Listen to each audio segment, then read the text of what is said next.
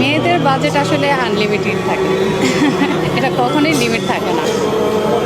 দেখা যাচ্ছে যে আমরা বাজেট নিয়ে আসি, এরপরেও বাজেটের চাইতে আমরা অনেক বেশি শপিং করে ফেলি।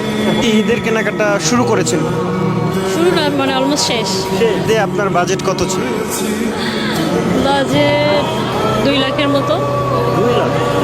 আপনার প্রায় দেড় লাখ টাকার উপরে। 1.5 লাখ টাকা। হ্যাঁ, আপনি নিজের জন্য কি কিনলেন? আমার জন্য আমি যদি বলি তো আমার জন্য আমি জামা কিনছি অনেকগুলি। আমার জামা এই প্রায় 75,000 টাকার মতো।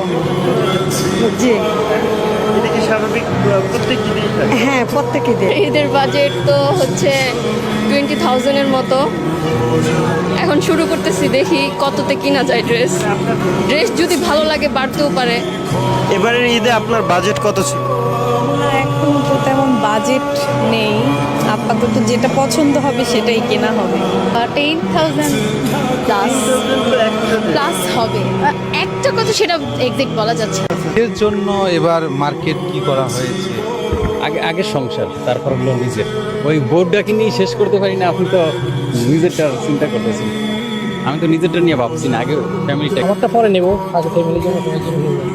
হয়েছে এভাবে আমার জন্য সবার লাস্টে নিয়ে করতে। আমি তো আর নিজের জন্য কিছু কিনি নাই, এখন এই বাচ্চাদের জন্য কিনবো, মেয়েদের জন্য কিনবো, এই একটু পাঞ্জাবি কিনবো, টুপি কিনবো, স্যান্ডেল কিনবো, এই